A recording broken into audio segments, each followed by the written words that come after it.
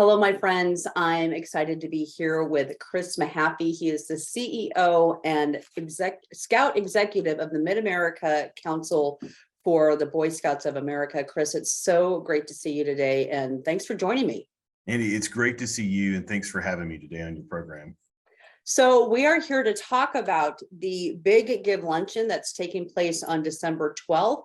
Tell us a little bit about it. And I believe you said you kicked this off back in 2018.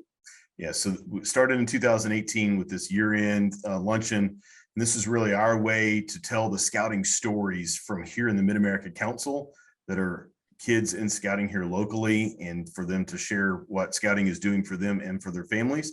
It's also a great way for us to kick off our annual giving campaign for folks to help support the mission of scouting here in the 58 counties we serve. So December 12th, CHI Health Center, 11:30 downtown. And this year's speaker, Andy, is Captain Richard Phillips from the movie Captain Phillips that was portrayed by Tom Hanks, where the Somali pirates captured him. And Captain Phillips was a scout. So he's going to share some leadership lessons that he learned in scouting that applied to that situation when he was hijacked in 2009. Wow, what a great conversation. And it'll be a great time that day. Very powerful. So how can people register for the event?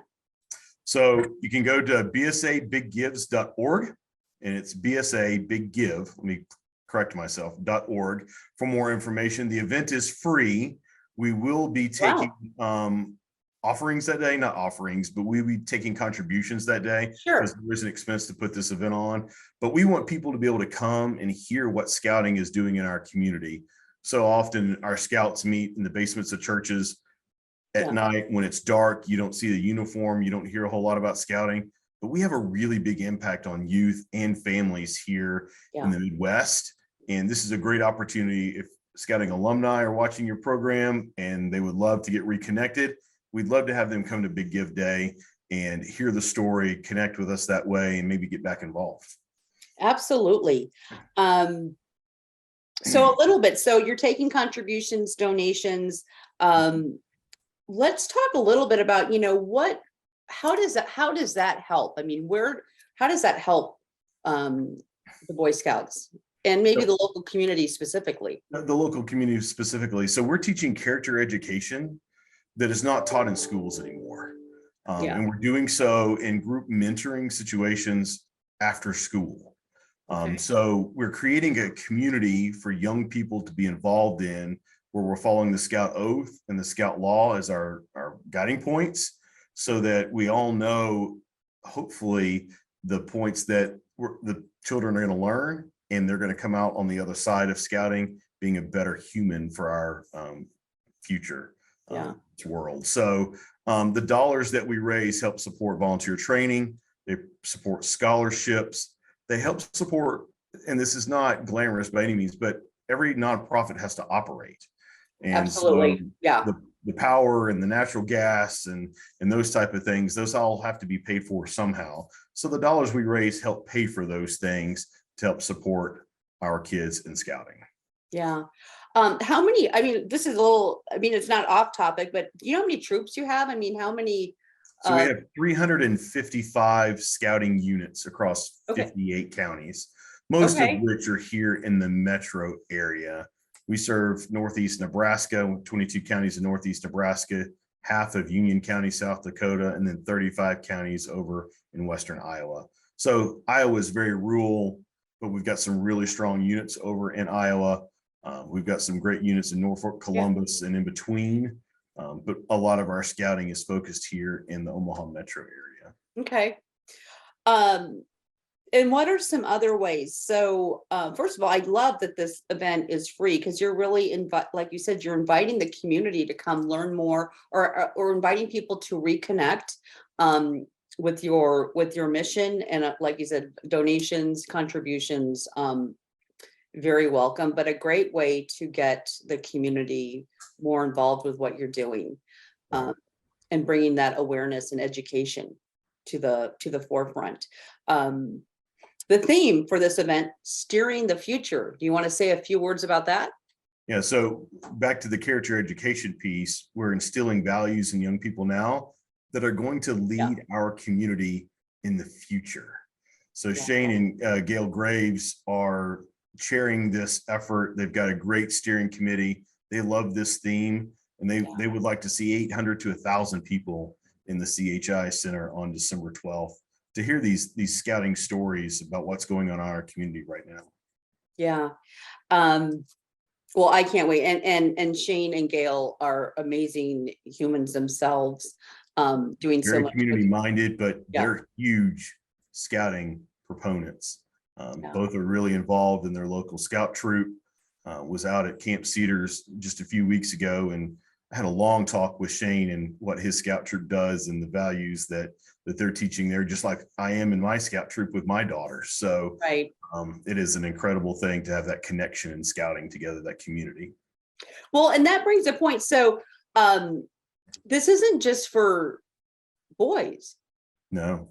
In 2018, the Boy Scouts of America changed the membership policies and allowed females to join our Cub Scout ranks. Yeah. And then in February of 2019, we opened up the membership roles to females in our Scouts BSA program, formerly the Boy Scouts of America program. So Shane's got boys and girls in 2 different units that work together. They're called a link unit, but he's got boys and girls working together on campouts. And my daughters, I have 3 girls. The 2 oldest are in a scout troop that is nothing but females, and they're having the time of their lives, going on adventures that they never thought they would get to do. And making memories every single time we are together. That's awesome. And I'm sure I knew that, but again, things are changing, just are constantly changing. And especially over the last couple of years, it's I think it's important for both our young men and women, or actually our young future to be men and women, learning these kinds of skills. So, let's talk a little bit about the future of scouting. Can you say some words to that, or where you see that going? I see scouting continue to grow. I think every nonprofit that has survived through the pandemic, especially youth-serving nonprofits, have seen a downturn in membership. But we're very encouraged this fall, especially as families are reconnecting and new families are coming to join us for the first time. We've had a bigger effort with Steve Salinas, our council chair, to focus on digital media so that we're reaching out to moms specifically who make decisions in the household about what kids are going to be involved with. And we see more families coming to join scouting. So I'm very encouraged by what I see today and where I think scouting is going in the future. There is a need for what we do in this community. There's great need for mentoring programs across the board, but ours is kind of unique. The fact that we're after school in a group mentoring effort, and we're giving kids a safe place to fail and immediately get back in the game with some coaching and try again, which that's the best way to learn, right? Is to try and fail and then try again. Yeah, I'm so glad you said that. I love that, because we all fail in life, and being able to be in an environment that encourages you and empowers you to get back up and try again, that is priceless. And we're doing that, and we offer 137 merit badges in our Scout BSA program, which is a vocational way for kids to try different things to figure out what they like to do, whether it's first aid or financial management or photography or fire safety. There's so many of these things that are just enough of a taste for a scout to maybe spark a fire that will send them down a path maybe for a career in the future, because they were in scouts and they took these merit badges. So there's a lot of opportunities with what we do. Well, with that being said, I encourage everybody on December 12th at the CHI Center to come on down. Mid-America Council BSA, CEO, Scout Executive Chris Mehaffey, I want to thank you so much. Any last final words before I send you on your way? Andy, thanks again for your time today. Let me talk a little bit about BSA Big Gift Day, share the enthusiasm of Shane and Gail Graves for this event, and I hope to see you at Big Gifts Day on December the 12th. Chris, thanks so much. Thanks, Andy. And folks, don't go away. We'll be right back.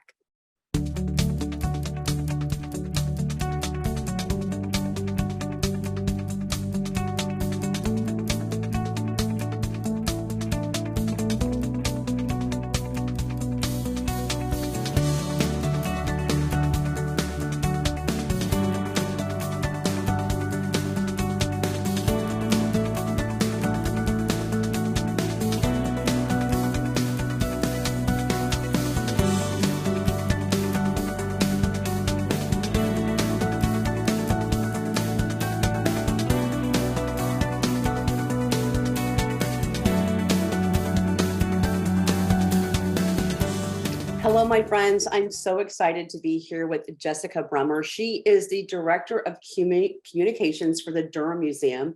We are here about ready to kick off the holiday season at the Durham Museum. Jessica, thank you so much for joining me today.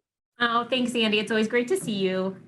Honestly, this is one of my favorite times of the year, and I know the Durham Museum, it just turns into a beautiful winter holiday wonderland for people visiting over the holidays. But I do want to start out first. Let's talk about Sentimental Journey, because this year it's happening on November 11th, which is a little earlier than typical. So let's just talk about the event and what it's all about, and a little bit maybe, you know, kind of the history behind it. So Sentimental Journey is the Durham's annual gala. It's kind of our one and only big fundraiser of the year.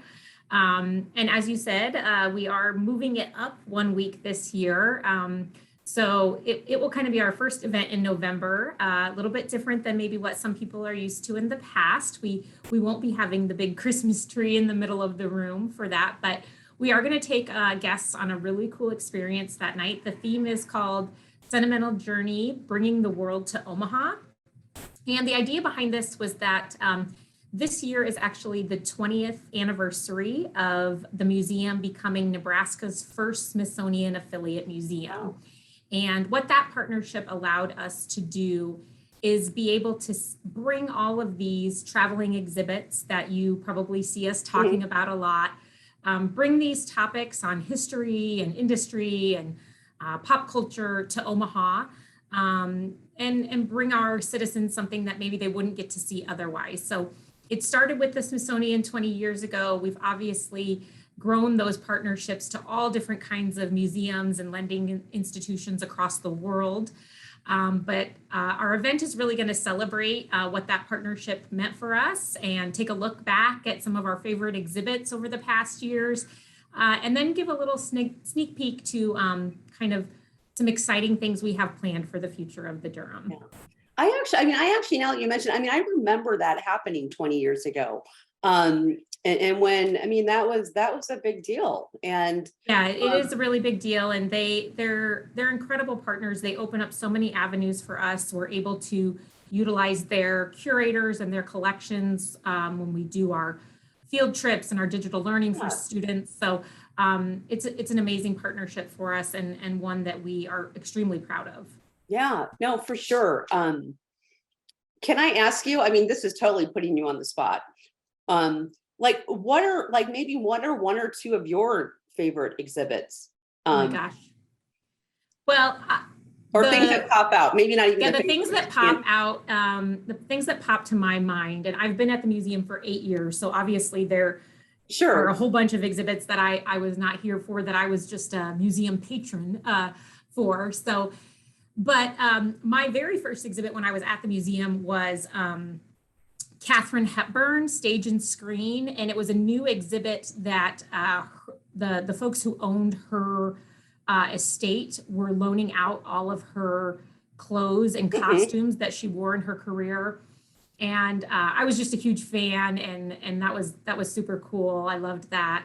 I always love the costume shows. Right now we have a Downton Abbey exhibit, and I loved that show. But to me, I think about those like really amazing historical artifacts that we've been able to bring to the Durham. You know, things like in the Prohibition exhibit, you know, we had originals of the different amendments. We've had Shakespeare's first folio. I mean, we've had these like incredibly rare historical gems that have come to us as part of those exhibits. So those are the things that stick out in my mind. And of course, the giant dinosaurs, that's kind of hard to not think about. Like T-Rex named Sue, and Scotty the T-Rex, which are always like big wow factors as well. Yeah. Well, okay, so awesome. Okay, again, that's November 11th. I'm excited. Yeah, November 11th. And if you're interested in buying a ticket or a table, you can just visit our website or call the museum, and we'd love to have people join us for that event. I'm excited for that. Okay, so let's move on. Again, Christmas at Union Station, it is one of the longest standing traditions in Omaha. And it's just such a glorious time of year at the Durham Museum. So we'll just talk about that. Let's go for it. So Christmas at Union Station, I mean, I guess for maybe those that don't know, when our building, Union Station, was a train station, Union Pacific would harvest a tree every Christmas from the Pacific Northwest, and they would bring it to Omaha via train and put it in the center of the Great Hall. You know, it was just like a way for Omahans to celebrate the season when they were in the midst of this super busy station that we have here. Obviously, when the station closed and we became a museum, that was one of the first things that group of volunteers who reopened the building wanted to resurrect, was bringing that Christmas tree into the building and celebrating the holidays here. So we still harvest the tree. Union Pacific is still very much involved. They cut it down and harvest it and bring it to the museum for us. We don't do that by train anymore. We harvest the tree locally. So this year we had around just over 50 different nominations. So anyone can call the museum and 50. Yes, it's a lot of evergreen trees to go look at. But we go out and look at them all. We narrow down our choice, and we actually just a few weeks ago contacted this year's winner. She is so excited. It is really an honor to have your tree kind of chose as Omaha's official Christmas tree, and they get to be part of this wonderful tradition. So, and then that harvesting the tree is kind of the first thing we do, and that kicks off a whole month and a half long series of different holiday events here at the museum. So what's the date of the kickoff then? Like when? So we harvest the tree in just a couple of weeks, November 14th. Okay. So they will harvest it on that Monday. Folks can follow along on our social media, and we do live shots from that. It's really a crazy process to see this 40-foot tall tree come down and be transported down to the museum. They spend that week, a team from Mangelson's and Union Pacific takes that week to decorate the tree, which you can imagine with a tree that large, it takes a lot of people and a lot of time. And then the first official event actually is a virtual event on Thanksgiving night. So we broadcast a tree lighting ceremony that involves special music from area musicians. We have a greeting from Santa Claus. The mayor gives a greeting, and it's really just a wonderful way to kind of sit down after your long turkey day and kick off the holidays. And then everything starts that next day. So Santa is here every day of the season leading up until Christmas, and you can come and visit him. We have holiday concerts. We have family nights with Santa. So the museum stays open late on Tuesday nights till 8 p.m., giving people a chance during the week to come down and experience the tree. We actually drop snow from the ceiling on those Tuesday nights. And that's how we kind of cap out the night is you get to come see Santa, do crafts, hear music, and then watch the snow fall from the Great Hall ceiling. So that's a really fun experience. We're bringing back some of our events that we had to take a break from during COVID, which is super exciting.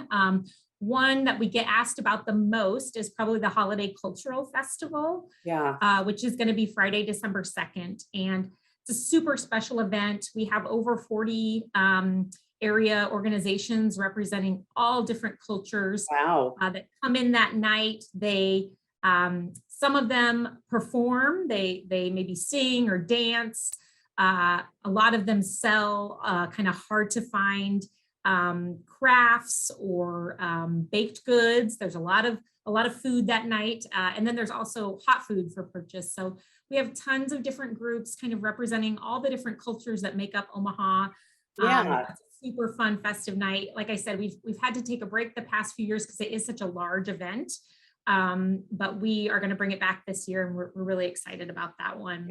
I'm putting that on my calendar for sure. So yeah, it's such a fun night. And all of these events, I should say, are free to museum members, and then it's just regular museum admission to get in and enjoy these events. So you get to experience everything that's going on at the museum during Christmas. You get to see our exhibits and then participate in these events too. And then we cap it all off with our New Year's Eve party on December 31st, which is like the ultimate kid party.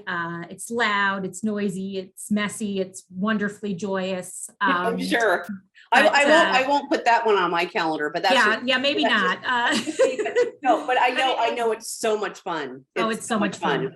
So much fun. So that's a great event. We have a big balloon drop in the Great Hall. We got live music. It's a ton of fun. So really it is like almost 8 weeks of just solid holiday events. And of course, you can just come down and visit anytime and enjoy the beautiful decorations in the Great Hall, see the tree. We have so many people that, take their Christmas card photo in front of the tree or their annual photo with Santa. So it is a really special place to be around the holidays. I think the fact that the tradition dates back so long for our community is just something really cool. We have people that remember coming here when they were kids to see the tree with their parents, and now they're bringing their grandkids.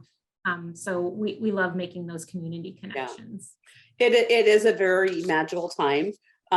We are almost out of time, but I do want to make sure that we mention about the On Track Guild's holiday luncheon and market, which is at the 21st.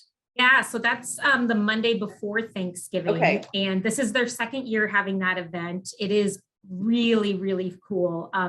They do a luncheon, obviously, but a big part of that event is they have a holiday market. So they bring in all different kinds of local vendors, and the day really is all about getting your holiday shopping done early, buying unique gifts, buying local.